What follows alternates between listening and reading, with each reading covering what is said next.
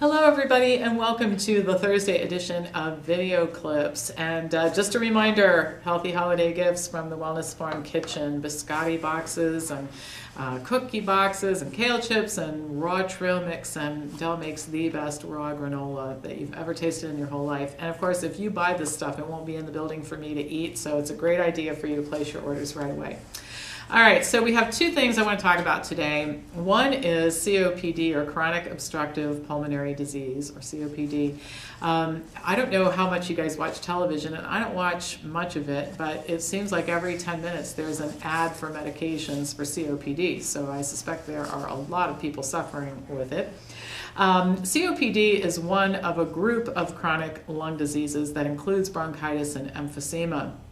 It's characterized by mucus production caused by inflammation, and the symptoms include coughing, difficulty breathing, shortness of breath, wheezing, and chest tightness, sometimes to the place where it's extraordinarily uncomfortable and painful.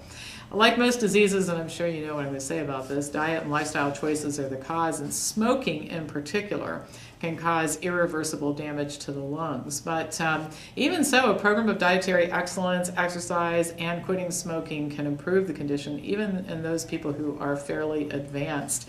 And I found a study that I thought was really interesting. It was in the European Respiratory Journal that basically showed that people with COPD who they were instructed to add one serving of fruit, vegetables, or fruit juice daily to their diet. And the people who did this actually experienced reduction in symptoms, and their breathing capacity improved. Now, we're not talking about a program of dietary excellence here. In fact, the researchers stated clearly that meat consumption didn't really drop in this group. The only thing they did was increase their fruit and vegetable consumption. The instructions were a serving a day. They actually did slightly better than that, and they showed improvement. So think what would happen to these people if they changed their diet to a Wellness Forum style diet. There would have been spectacular improvement. Now, one of the reasons to do this, like all other conditions, medications for COPD will mitigate symptoms. They do allow patients to breathe better, but they don't restore their health, and patients will get worse over time.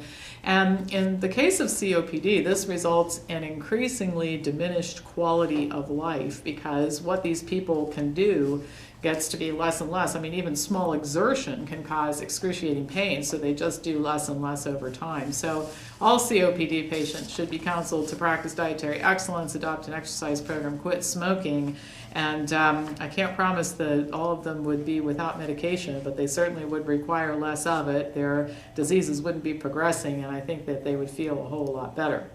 The other thing I want to talk about, and boy, we have to have at least one controversial message every week, right, or topic, is whooping cough vaccine. And there have been 26,000 cases of whooping cough reported this year in the United States, and over 10,000 of those cases are in kids between the age of 7 and 10. And the not so well kept anymore secret is that most of the people who've had whooping cough have been vaccinated for it. In fact, these kids that are getting whooping cough get 5 doses of the vaccine before the age of 7. And the problem is that as soon as the 5th dose is given, the vaccine begins to lose effectiveness. And according to this study, which was in the New England Journal of Medicine, the vaccine peaks at 95% efficiency or efficacy after the last shot. And then within 5 years, it drops to 71%, and it continues to drop because we see lots of adolescents and adults getting whooping cough too. Now, the medical profession responds by saying that we need to give more shots or strengthen the vaccine or develop a new one. I'm particularly concerned about the suggestion that we need a stronger vaccine, because the current weaker vaccine was introduced in 1991 to address an issue, which was side effects due to the stronger vaccine, like high fevers and neurological symptoms. So I don't think we need a stronger vaccine. And my gosh, how many shots can we give to people if we start to have to give booster shots for all these vaccines, because they all lose their efficacy over time. Now, again, I mentioned at the beginning, this is a topic that seems to generate a lot of controversy, but to those who are still hanging on to the idea that what we're doing in the vaccine business is fine, and I want to state for the record, I'm not anti-vaccines, and I think there's a time and place for some vaccines. In fact, most of them were created for very specific applications.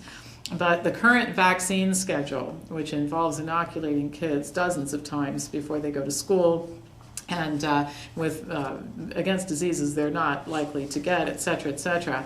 So for those who are saying this is just fine and we shouldn't be asking questions and we shouldn't be demanding more research, here's what I have to say. In the last several years that I've been in this business, we have discovered that most of what everybody knows in the medical field just isn't correct. And I'll give you some examples. Mammograms and PSA tests are useless and harmful. Bypass surgery and angioplasty, useless 97% of the time. Half of the people taking hypertension medications shouldn't be taking them. Statin drugs lower the risk of heart attack by less than 2%. And psychiatric drugs cause 850 people a day in this country to be added to the disability rolls. Now, the list of failures, we could spend the rest of the day and into tomorrow just listing them, but in the interest of time and space, I'll just stop right here.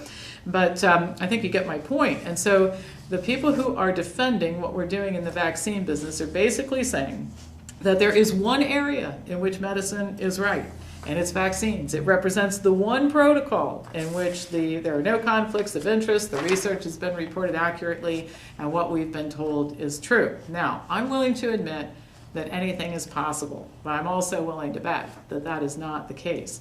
So I'm not saying we should not vaccinate anybody. I'm saying we should be asking more questions about what we're doing. Is it effective? Is it safe? If the research takes us in the same direction as the rest of all of these health issues that I talk about every week, we're probably going to find out that we need to make some major changes in the vaccine schedule and the types of vaccines that we're using. So those are my thoughts on that topic, and I will be back to you next Tuesday. Of course, pass this on to anybody who you think would have an interest in watching it. Have a great day and a great weekend.